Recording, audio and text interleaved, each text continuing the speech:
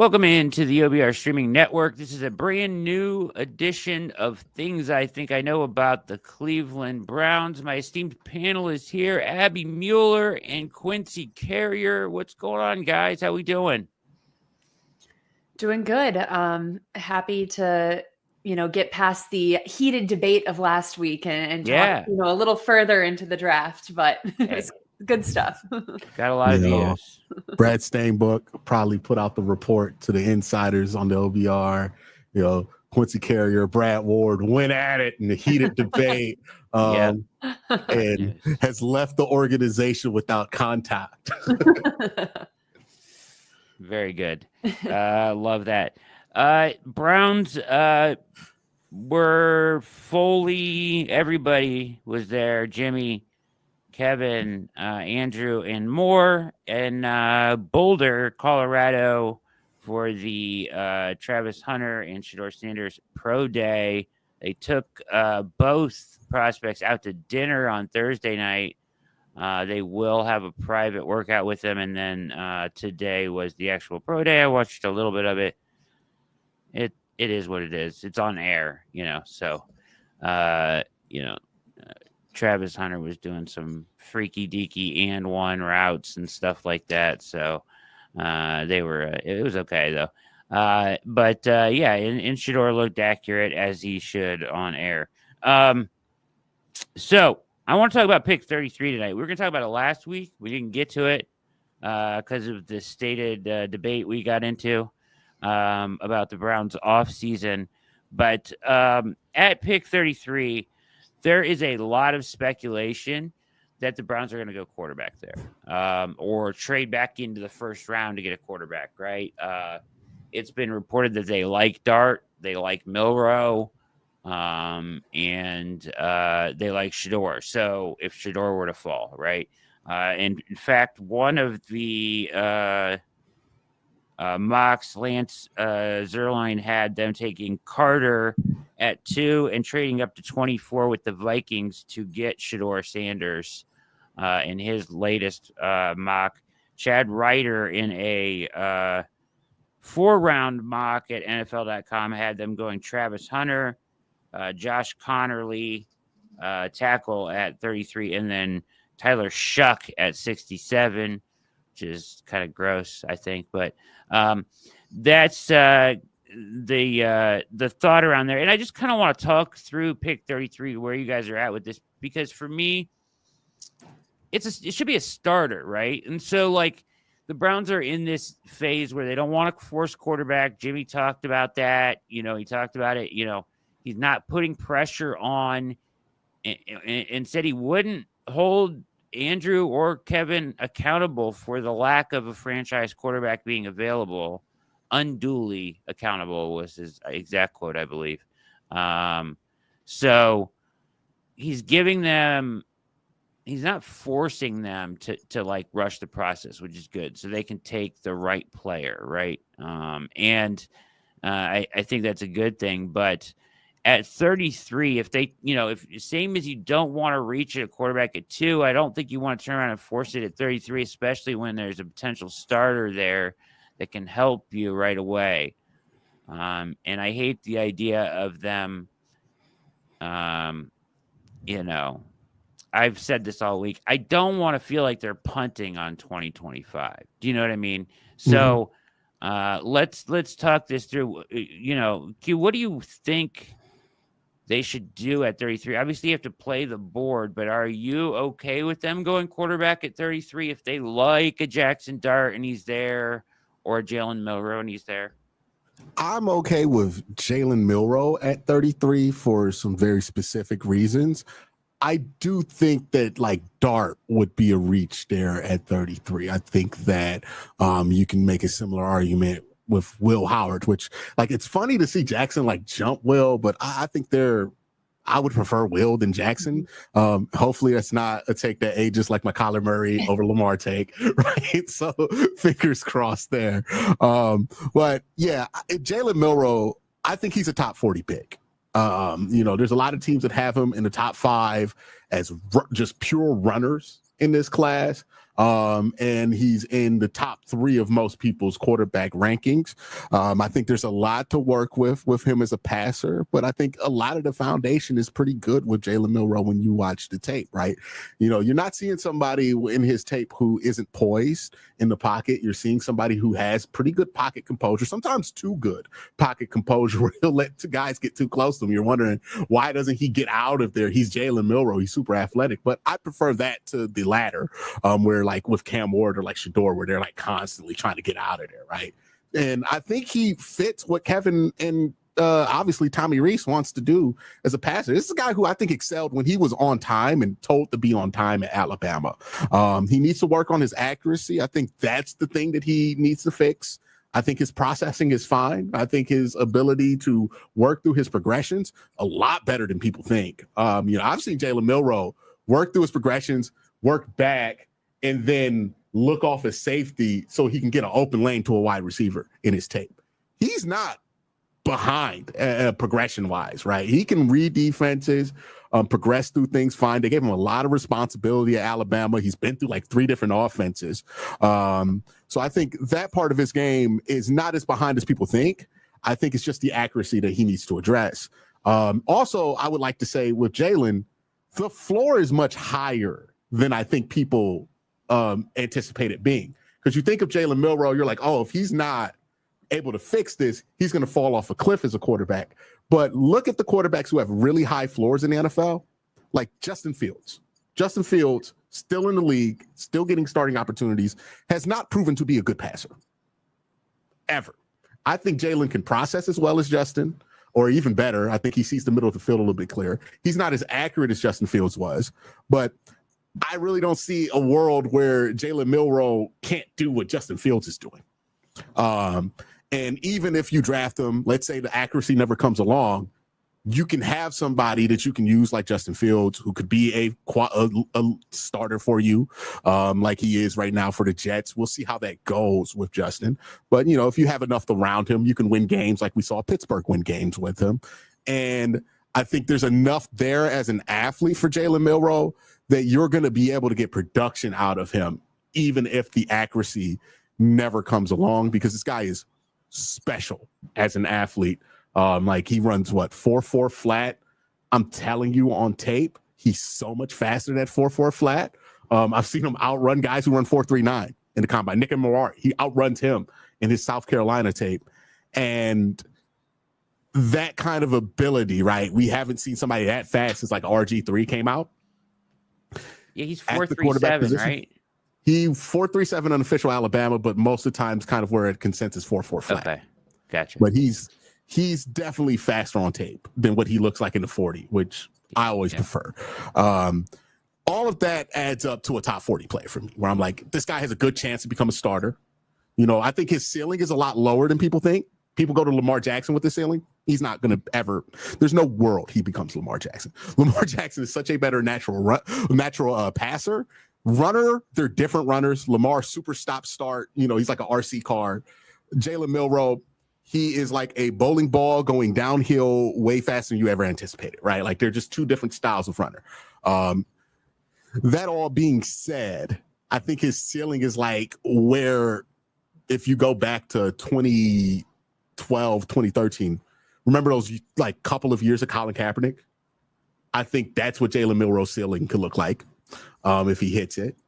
I think his floor looks like Justin Fields. So I think the range on him is acute enough to where if you take him at 33, maybe you overdraft him slightly, but there's a chance that you hit on a quarterback there too. And if you don't hit on the quarterback, you have somebody who, a lot of people in this class, I've heard people put him as high as like number 3 as far as running backs go in this class. So you have a lot there you can work with Jalen Milroe. Whereas like if Jackson Dart, if you take him at 33 and he's not good and he's in the UFL in a couple of years, like the guy before him was, then you got nothing. You got nothing. You waste the pick, you punted it, and there's nothing you do there. If Jalen Milroe not accurate enough to be a franchise quarterback in the NFL, you could draft another quarterback and still use Jalen Milroe. Like there's still use for him. So Milroe, I absolutely do not mind the idea of him at 33. But I would agree with that thinking of like, hey, if we're going to go with somebody who is not as unique, versatile, and does not have the projected floor that Milroe has in my mind, then I do have huge concerns because there's going to be good players there, right? Emeka Buka might be there. Elik Eyamanor might be there, right? Luther Burton's been dropping there recently in a lot of mocks. Josh Connerly Jr., which, again, like, he's not going to play year one if you draft Josh Connerly Jr., so another guy you'll be waiting a year to start, but could be your future tackle, right? Yeah. So that's kind of where I land on this. I agree with you for the most part, but I do make a special exception for Jalen Milroe because I think there's something a little bit more exceptional with him that warrants a top 40 pick. And I think he's going to be a top 40 pick. Sure. Yeah. Jalen is always been intriguing. You know, the thing about Milroe for me is, and he's already kind of proved it this offseason with his work with Jordan Palmer, they were working on his mechanics very, intensely. And then he showed up to his pro day and his mechanics looked a lot better. He just needs to keep drilling it till it becomes innate, right? But like the kid, the person, he's extremely smart. He's very, very good kid. And the work ethic is out of this world. So I'm willing to bet on the kid too. Yeah. And the person. To add to that point, yeah, we have to have you get in on here as well. But to add to the point, he also lost 10 pounds between the start of the end of the season and now. Yeah. And like got to like a ridiculous body fat number. And I just keep thinking, like, how does he have time for any of this? Right. Like I couldn't imagine having a master's degree and looking like Jalen Milroe while I'm pursuing a master's degree in 3 years of college. Like, I would be a mess. I would not have time for the gym. He has time to do all of that and be the quarterback at Alabama. There's something unique about that guy's work ethic. I wonder if it translates when he doesn't have structure, military background, Nick Saban, right? Alabama, highly structured environment. But yeah, there is something insane about that dude's work ethic, right? that I think for a guy like him, you're going to be projecting a lot of things he has to work on. You have to factor it in. Yeah, 100%. Abby, what do you think about pick 33, Jalen Milroe, and are you comfortable what quarterbacks are you comfortable taking there? Are you comfortable taking any quarterbacks there? Yeah, I think I'm pretty much on the same page as what Quincy said, where I'd be comfortable with Milroe, and I think it would be a little bit of a reach for someone like Dart or even Will Howard, who's been thrown out there as well.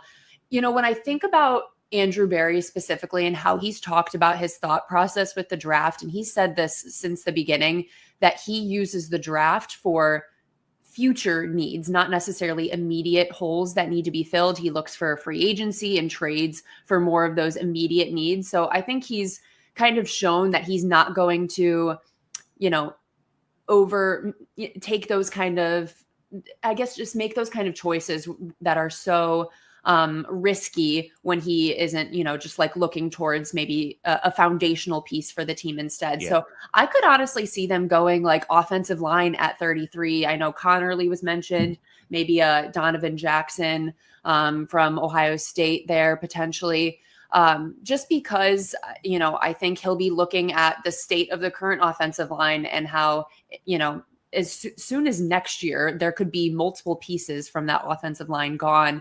And they're going to need to start thinking about the future of that position. So I feel like he could be paying more attention to some position groups that 2-3 years down the line might have more needs rather than addressing something more immediate like quarterback. Now, obviously, I do think it needs to be addressed at some point. I just don't know if he will do it. If he doesn't have a full belief in the guy that he's taking there, I don't think he's going to push it.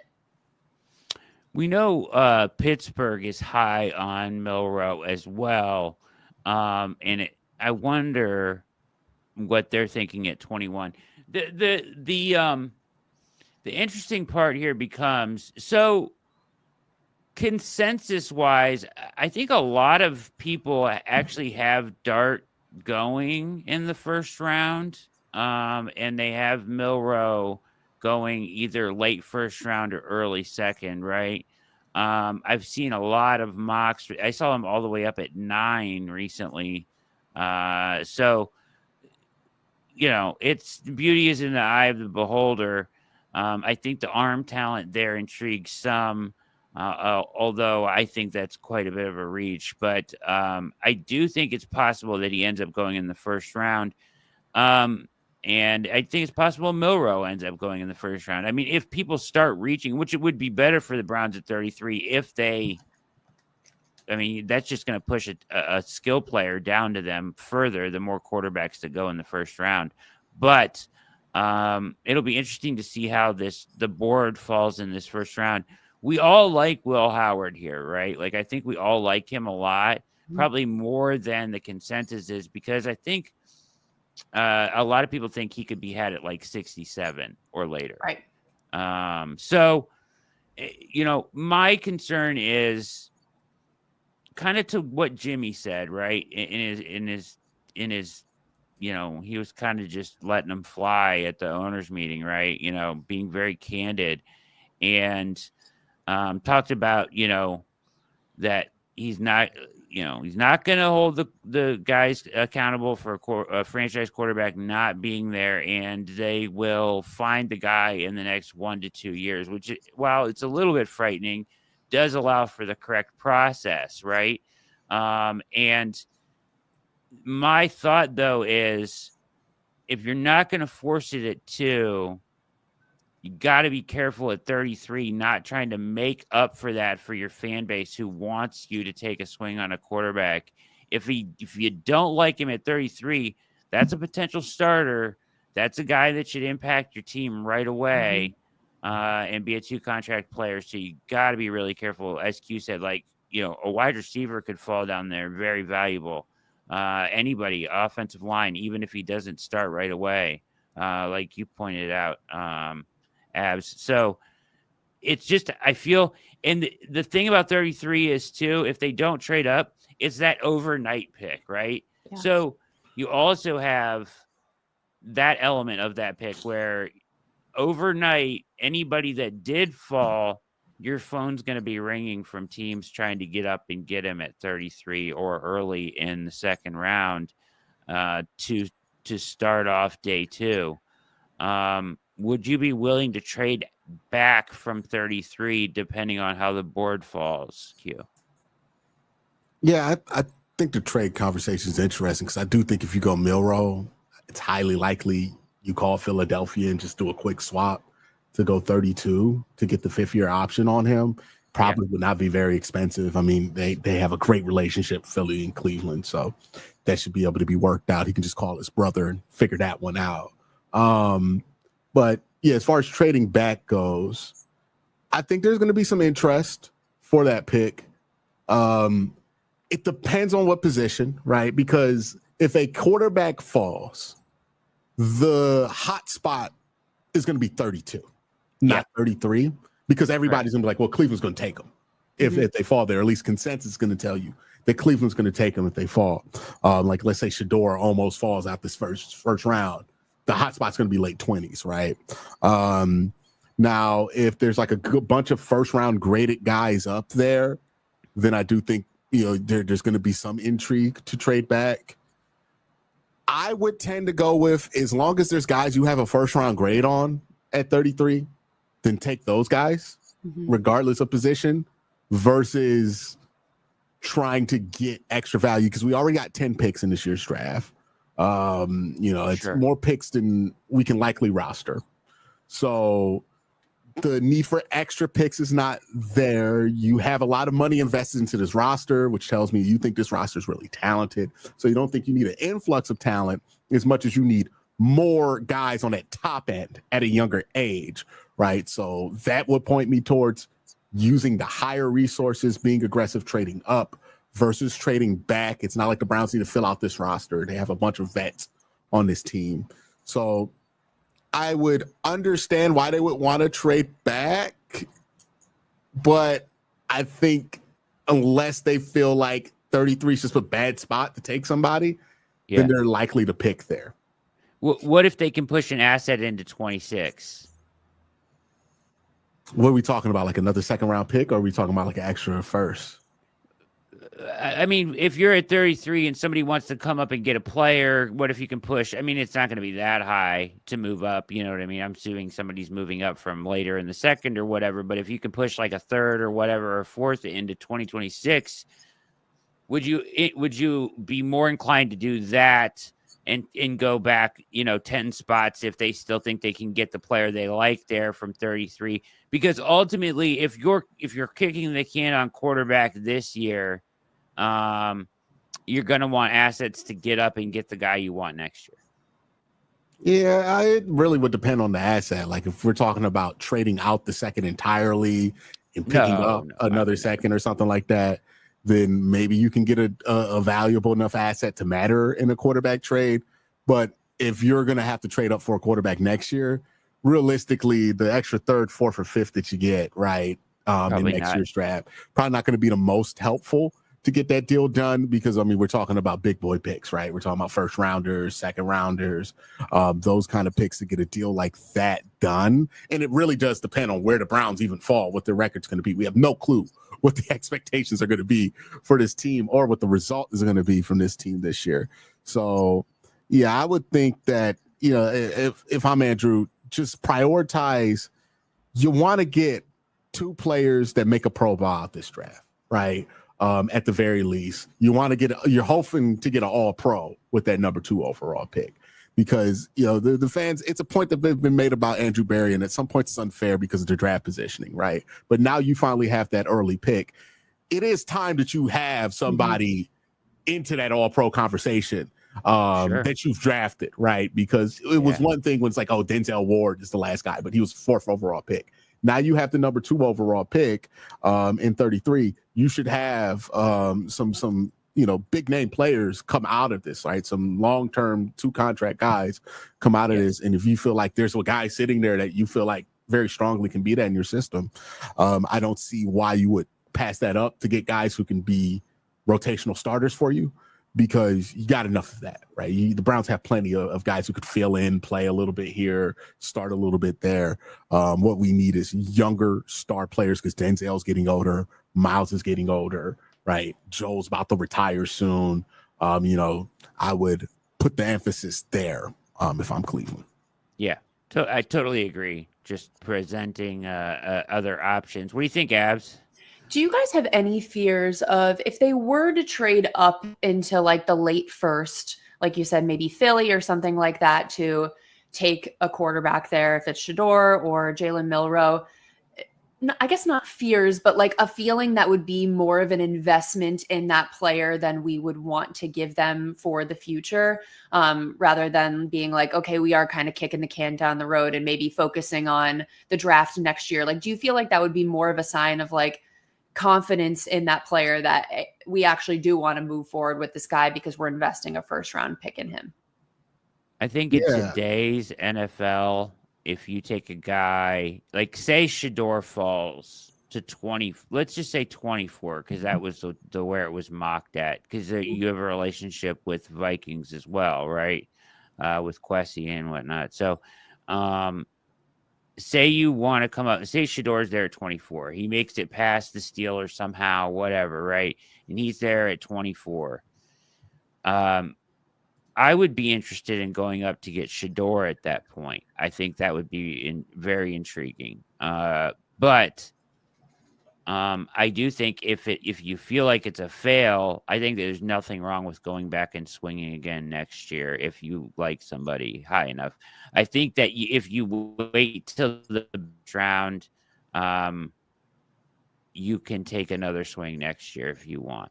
I think that's what you're avoiding by not taking a guy at 2 is like that 3-year investment in a guy. Right. That's my personal feeling. Okay. Yeah, I think that's a great question, though, because there is what I think you can do and what is going to be acceptable to do and what the Browns are likely to do. And the Browns do tend to say to themselves, we're not going to give up on guys quickly, right? And if you spend a first round pick, I mean, we went through all the ups and downs with Jed. He was a 10th overall pick. We're still going through the ups and downs, he gives his early picks, especially, the benefit of the doubt. We saw this with Anthony Schwartz, who was a 3rd round pick, gave him the benefit of the doubt. Sometimes it works out, sometimes it does not, right? But he's going to give him the benefit of the doubt. And I do wonder about that, right? If you do take Jalen Milroe, the question isn't if he goes out there and he stinks and he's just god awful, right? Okay, then you could draft another quarterback. It's not going to be a problem. Same thing happens to Shedeur Sanders. Not going to be a problem. But what's more likely is that sometimes he stinks. Sometimes he's pretty good, right? The same thing with Shedeur, right? What is Shedeur might go out there, look pretty bad for a couple games, look really good. Maybe he gets a signature win over Pittsburgh or something like that, right? And you go into 2026, you're like, I don't know. Yeah. Right? Because you're not going to play them the whole season, so you're not going to have a whole body of work on them. You might have 10 games. That's the risk you're running, right? Is like you're putting yourself in a position to where you may pass on quarterback at 2026. And is that a position you want to put yourself in, right? Like, how bad do you think this quarterback class is versus how much do you think is in that 2026 class? If I'm Andrew and I got a high opinion of that 2026 class, then I think it makes you really hesitant to pull the trigger on a quarterback in the first 3 rounds, to be honest with you, right? Because those are guys, like, even if you draft somebody in the 3rd round, people are going to expect that guy to play. I think that could factor into what they're doing, right? If they think 2026, they're really high on Lenore Sellers, they think he's going to come out, they're really high on Cade, they think he's going to come out, then I think it does make them add that into the calculus with Jalen. It's like, okay, what happens if he's good? What happens if he's not? Also, do we feel like if we get a 20th pick in the 1st round, can we draft a better prospect than Jalen Milroe in 2026 at quarterback? That's my big stopping point with Shedeur is like, I do think you could probably get a better prospect than Shedeur at like the mid to late 1st round next year if enough guys come out of that draft class, because like I think him and Garrett Nussmeier are probably going to end up around the same place. But that's the big question mark with this whole thing about quarterback. How much do they value those 2026 and 2027 drafts? I don't think anything you do this year would affect 2027 unless you took a quarterback number 2.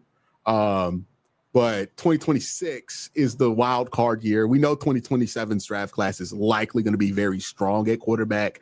That's where you're projecting the Manning kid to be out, Raiola, DJ Lagway, right? Maybe Nico Imaleva might be in one of those 2 classes. So 2027 is going to be a stronger class, or projects to be really strong.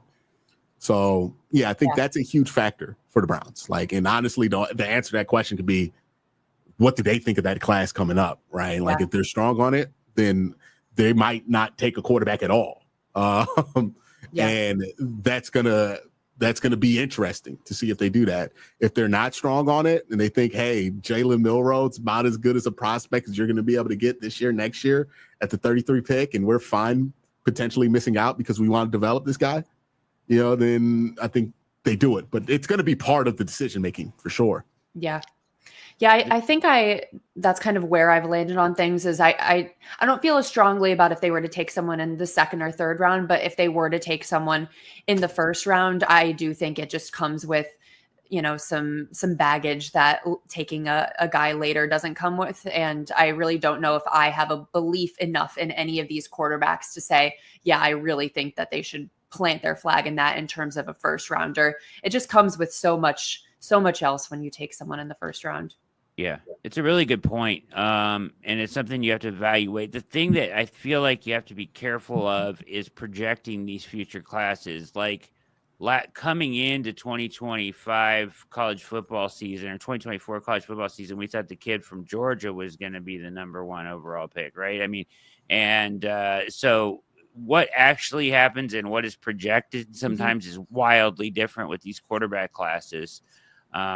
Kids stay in school, kids NIL changing things, bomb out, there's injuries, NIL. So there's a lot of variance there. At least certainly it projects to be a much better class.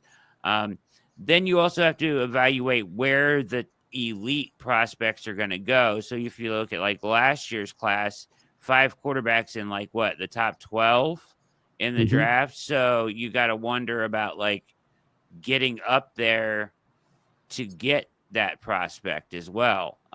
Is something that you have to be willing to do if you really love a kid. So all of this comes into play, and it becomes very difficult. Yeah. For me, I would like to think, and I'll leave it at this, that if you don't have your quarterback, then you should be taking a swing every year at some point until you get your kid, until you get your guy. I mean, we can't just punt on quarterback every year. Yeah, I think also with that's what makes Milroe probably the more intriguing option for him, because he's 22, right? He's especially young in this class. And the one thing I want to point out, Shedeur Sanders and Cam Ward, right? Think about where they were when they were 22 as prospects. Like, we weren't talking about them being first round picks, anything like that. Their 22 to 23-year-old season, this last season, they make the leap. They get into that conversation. And now we're talking about Cam Ward potentially going number 1 overall. It is entirely possible that Jalen Milroe at 22, looks like pretty on par with where Cam Ward and Shedeur were at 22. And, with that extra year of development, maybe this is the year he puts it all together, right? And it looks differently. And maybe that's how the Browns are viewing it, where it's like, hey, man, I think this guy's at a similar place to them. We see this as the same as taking the quarterback next year in the first round. And Jalen could be justified as like, that's our swing for next year, which is this 22-year-old. We're going to spend a year developing him, and then we're going to give him a full try next year. And again, that's where the evaluation comes into. The uncertainty of that class, the uncertainty of where you're going to land as a football team. The Browns aren't trying to be terrible, right? They're trying to win games this year. We'll see how many they win. But the uncertainty about where you would land versus like, hey, we know we can get Jalen Milroe right now. And Jalen Milroe would be an intriguing prospect in literally any draft class he lands in, because there's just not many quarterbacks who are as athletic as he is and as physically talented as he is, right? So it might be their way of saying, hey, this is our swing for next year. Maybe we get something out of it this year, but this is a 22-year-old. Some of these guys are going to be coming out next year will be 23 anyways. There's a chance that Jalen Milroe stayed in college. He turns 23. It clicks for him at Alabama. He's the number 4 overall pick or something next year, right? So, they might be seeing it as trying to get it on a discount right now and getting ahead of the 2025 or 2026 draft class. So I think that's why he's just such a unique dilemma there at 33 versus anybody else where, I don't view Dart that way, right? I think Dart's a swing for this year. Yeah. It is a dilemma, right? Like they're no matter what they do at quarterback, there are certainly repercussions down the line, to your point, Abby. And when you don't have a franchise quarterback, you should be searching at all times, right? But Jimmy has given them what feels like room to make the right decision here. Which is good. And it's an intriguing, you got to weigh all the options, right? I feel like, who do you love? Yeah. I think Jimmy's comments have probably been part of like seeing this shift in a lot of the mock drafts out there, just in his general patience that is coming off in all of his answers. I think that's why a lot more people are feeling, Abdul Carter and Travis Hunter are more the direction that they might go, because it does seem like he's going to give them some sort of room and leniency to figure things out. Yeah, and it's strange because that's where we've been locally for a long time, I feel like, and nationally. Nationally is catching around. up. It's the good old 3-month backlog thing they do, right? Because this happens all the time. The perception and the reality with the Browns is like it trails, where people are like, oh, the Browns are going to do this thing because they're the Browns. It's like, that's not how they operate. We can argue about whether they operate well, but I just don't think people understand how this organization operates now. And it's a very patient one, but they're very predictable because they have patterns. They do things they like to do, and Andrew Berry is a very practical person, so you can usually suss it out. But yeah, there's so many people think the Browns are going to do like this impractical stuff. I'm like, dude, this is not what they do. Yeah, it is pretty wild to see national media members just be like, "Oh, they're the Browns, that's why," and it's like that's not a real thought process. Why something will happen? That's not a real analysis, right? No. Why would the Browns just do that? There's a video clip. I have it here. I'm going to play it real quick. This is from Mike Sando on 92.3 talking about exactly that real quick. Out with as far as what Andrew Berry's strategy should be with that number 2 pick.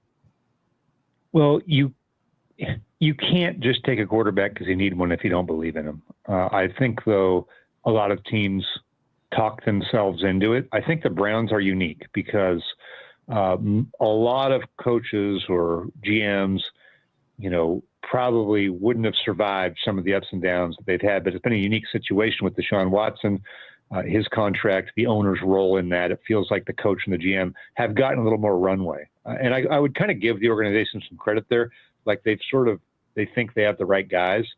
So it feels to me like the runway for Andrew Berry and Kevin Stefanski isn't as short as it typically would be coming off the couple of seasons that they've had. With that in mind, then, it maybe does give you the opportunity to make the right decision if you don't feel like, Shedeur Sanders is all that, right? But if they feel like they're down, this is it, and we got to have a quarterback, I mean, that could be your best option, right? So I think that's how these decisions sometimes get made. And I think like if the Giants were picking second, I would think they would probably take a quarterback. I'm not as convinced, that the Browns are like everybody else. It's pretty insightful by Sando there, though, kind of exactly what we're talking about, right? That they've been given the space, it feels like, or he uses the term runway, to make the right decision and not force quarterback because they're in fear of losing their job. And I think it's the right decision to allow these guys to be evaluated based on how they do their job, right? Because so much of Brown's history is not knowing how to evaluate decision makers because we don't know what decisions they were actually making. Yeah. We don't know when it was Jimmy deciding I want to go draft Johnny Manziel, right? And that throwing a whole wrench into whatever plan or was there. So, Jimmy's giving his guys a chance to do their job. And we'll see what happens with it, right? A lot of the excuses for Andrew Berry's drafting has been the fact that he hasn't had a ton of top assets, right? And I think that's a valid reason for why he hasn't produced a ton of like Pro Bowl quality players. When you're picking 70, you're dealing with the Deshaun Watson pick. Okay, that's fine. You're drafting players who are going to take a little bit longer to develop because it's a little bit more raw. That's why they're going in the 3rd round. So that part to me makes sense. But now that he has these opportunities to get these top picks, you really get an opportunity to evaluate Andrew Berry. And I think me and Brad, we talked about it all. It feels like summer, but we're not even there yet, right? All the winter portion of this offseason. This is going to be a test of if Andrew Berry truly belongs in this position long term. Because, Absolutely. You're going to have to deal with a lot here. There's going to be a lot of crucial decisions that are made or not made in this offseason that are going to pretty much dictate how the Browns operate and dig out this Deshaun Watson hole that they're in right now, right? And then he's successfully able to dig himself out this hole. Then you got your guy, right? We don't know what we'll have at quarterback, right? To Brad's chagrin, we might be starting Kenny Pickett, but hey, once the opportunity comes around, you have faith in this front office because you watched them be able to successfully dig themselves out of a Deshaun Watson $230 million guaranteed size hole. So, you already got yourself out the Miles situation for the time being, right? That was a huge one for Andrew, handling this offseason, handling the draft. If he comes out he drafts really well and they have a strong season, stronger than what we're anticipating. We'll say to get 9-10 wins. Then all of a sudden you feel really good about the structure of this organization because you're like, oh, okay, once we get the Deshaun albatross off us, we'll be fine. Okay, yeah. We're going to be normal. That's going to be great. Awesome. Hopefully it happens. But yeah, I think that's what we get the chance to finally be able to see is like, okay, let's see what Andrew can do if he's just allowed to do his job and Kevin is allowed to do their job and they have the resources they need to get the players that they want. Let's see if their plan actually works, because the last 3 years, we can't judge anything because Kevin won coach of the year with Deshaun on the roster. That's very impressive, but he didn't want Deshaun, right? So what does he look like when he has his own plan? Is his plan worth pursuing? Is this going to be a problem where we're like, oh shit, we're going to find out that Kevin really should not be in charge of the plan because he don't know what he's doing. We don't know any of this yet. And I think this is what it gives you the opportunity to do is okay, now we can properly evaluate you guys. Yeah, I feel like the most that we've gotten to evaluate Andrew Berry in terms of the draft is the couple of third rounders that maybe have outperformed their draft, their draft pick status. But even at that is not enough to get a clear view of how Andrew Berry is as a GM. And I just think the Deshaun cloud in general has made it hard because it has been such an abysmal failure that for some people, they don't even want to get into the conversation of evaluating Andrew Berry because they're like, well, that was such a bad move that you clearly can't do anything. But I do think there's some nuance there of, okay, if we set that aside, which is hard to do, I understand, but what else is he going to be able to do with, some real draft picks? And to Ab's point, you don't want to find this out because you fire Andrew Berry, he pops up somewhere else. And you're like, oh, wow, he's actually really good. Yeah. Or the same thing with Kevin Stefanski, right? You want to be able to find out for yourself if you're going to make the decision to keep these guys, move on with them, whatever you want to do. You want it to be based off a sample where you can truly say to yourself, okay, this is what they're capable of. They had enough time. They had enough resources. This was the result. This is not an emotional decision, right? This is a very just research decision. We make our move, and then hopefully you learn from that if you have to make a move and hire somebody who's a better fit, or, you learn that these guys are good enough to hold the job down. But, I know Browns fans are tired of times where we don't take enough time to make these decisions properly. And then we look up and we're like, well, why is that guy good there? Because we probably never put that guy in position to be successful here. Yeah, for sure. It's a great point. Two last things real quickly. NFL win totals came out. The Browns are 5.5 out the gate in Las Vegas. Thought that was worth mentioning. Certainly that can move and change. The other get in before they trade for Kirk. It's going to jump to 8.5. Yeah. I don't know if he's worth 3 wins, but let's hope so. And then I was going to say, is there what would it take? Because I have ultimate faith. I like both these guys in this front office, and this is probably going to get a lot of comments, and that's fine because we know a lot of people don't like, but whatever. I like Andrew Berry and Kevin Stefanski a lot, and I do think they are right for the job. And they have one major mistake has clouded over this franchise. But what would it take to separate the two, you guys think?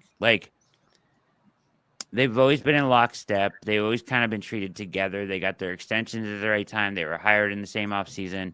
And they've always kind of been viewed as a package deal, sort of. I feel like Kevin, I want to keep Kevin around as long as possible. I think he'll feel like he's a good head coach, and I don't know if you could get a better one in here personally. And it's not an indictment on Andrew Berry, but he has struggled even with the draft picks that he has at times. So I feel like there's more. I don't know. What would it take to separate the two is basically the question. I think if there was a big philosophical difference between quarterback development, that would be big enough to separate them. I do have I wonder, because the guys they bring in to develop are not the guys that you've seen Kevin have a ton of success with. And that could just be Kevin being hey, I want to develop somebody who can run, right? Because they bring in guys who can scoot all the time. Josh Dobbs was here. Kellen Mond was here as a developmental piece. Same thing with DTR. Some of that had to do with Deshaun, but some of that had to do with just what the preferences are for the quarterback position now. And I do wonder, are these two guys aligned in their vision of what a quarterback looks like for the Cleveland Browns? or are they trying to make it work? Because if they can't find alignment there, then I think that's where a move gets made. And if it becomes a battle, Kevin's got 2 Coach of the Year awards. Andrew doesn't. Andrew's probably going to lose that battle. But I think that's the only thing it can come down to is if they do go for a quarterback this year, next year, the year after, and it's not necessarily the guy that Kevin wanted, and they're running into issues with development because that's not the guy that Kevin wanted. That's a Kyle Shanahan, John Lynch situation, and they stayed together through it all. But, the whole Trey Lance thing where it's like, hey, man, you're not getting me my guy. What is it? Who is it in? Oh, it's John Elway in Denver, right? Like that was a big point between him and Gary Kubiak. Was Gary Kubiak like these undrafted guys, like the Case Keenums of the world, right? There was another Trevor Siemian he had success with, but John Elway always wanted to get Paxton Lynch, right? These bigger body guys that reminded him of himself. And that kind of tore up those two by the end of it. So that's the only thing I can think of is like, hey, if Andrew has a completely different vision about quarterback than Kevin and they find that they can't compromise on it, which they have not had a ton of development. And I will say, like, what we've seen with the development of quarterbacks here has not been super encouraging. We've seen like older guys have success, but the DTR stuff was not super encouraging. And even if Kevin didn't want Deshaun, how Deshaun looked while he was here is not encouraging, right? So I don't know how good Kevin is at that. But that's the one thing I would say. There has been this weird, and part of it's Deshaun, part of it's not, this weird disconnect of like what the quarterback for the Cleveland Browns should look like. And it's like the guys that click with the Kevin system, they don't have much resemblance with the guys that click with the traits that they look for, right? And I do wonder if that's a problem, but I don't know if it's AB. It could just be Kevin. Maybe Kevin's like, no, I want to make this work. Right, because a lot of coaches want an athletic guy at quarterback, especially wide zone scheme offensive coordinators. They love that, So that's what I wonder with AB and Kevin is where's the alignment on that? I would love to get them both locked into a room, tell me their favorite quarterback prospects of all time, and just be like, oh, okay, with that information, what can I do with that? Right? It's hard for me to feel like there's almost any other scenario where one of them would go, because I feel like if the team is just, if they're great, then both obviously are going to continue to stay around. If it's like everything just falls apart and is terrible, like I think they probably both go in most scenarios. But, I do think those are good points with quarterback specifically. And, maybe if there's the gray area, middle ground there could be that scenario where one of them goes. But I think in most bad situations, I think Jimmy will wipe the board clean. Yeah, I would argue that in this, is the Browns at times tend to overcorrect a little bit, from mistake to, from one side to the other. But it does feel like they're going back to this kind of like Stefanski. We're leaning back into everything, Kevin. I feel like he should have a major say in who their next quarterback of the future is. Yeah. So for me, this should kind of tell this. And if it's not that, and if it's Andrew picking for him, then I have a question about the process. Yeah. It's just, again, like even with Kenny Pickett being on the roster, right? It's like, who wants him here? Right? Like, I wonder who's the one who really wanted him here. Was it Andrew? Was it Kevin? Or were they both like, nah, we like Kenny Pickett? It's interesting. That's the one thing I'm like, that has been so weird for the last 4 years to figure out with them at quarterback. It's a good point. I hope Kev has a big say this offseason, though, or whoever they choose next. I think that would be the right thing to do. But either way, great job tonight, guys, as we come up on 50 minutes. Really good stuff on pick 33 and stuff that extends from it. Abby Mueller on Twitter at Abby_Mueller_. Any parting words for us tonight, Abs? No, good conversations. And it'll be really, really interesting to see what's going to happen here. We still have a few weeks left. I'm like ready for it to be here now. I'm good on all the speculation. Yep, silly season really getting in full force. It's April 4th today. Quincy Carrier at Quen, KWEN_C on Twitter. Q, final parting words tonight. If you're one of these people who are like ripping each other apart because somebody prefers Abdul Carter to Travis Hunter, you need to stop and go outside and do something else. Like that is the one dilemma where I'm like, they could take literally either or, and I'm fine. Like I am absolutely fine with it. There is no reason to get in those debates full throated. So that's a good situation for the Browns to be in, right? That there are two great choices there, and just try to be a little bit more normal on the internet, y'all. There's no reason to cuss people out over Travis Hunter, Abdul Carter. There are worse arguments you could have. There are worse situations you could be at. I'd be happy with both. But yeah, other than that, make sure everybody checks in, has some fun, enjoy some stuff, and save up for them Switch 2 games because they're gonna be like $200. I'm trying to get Mario Kart. I got to save up, pull out my pension. Good advice all around there. Thanks for watching. Keep it locked at theobr.com and the OBR streaming network. Hit like and subscribe on your way out and the notification bell so you know every time that we go live. Have a wonderful weekend. For Abby, Quincy, my name is Brad Ward. Have a wonderful I already said that, but have it twice. Have a double wonderful day, Wonderful weekend. We're out of here.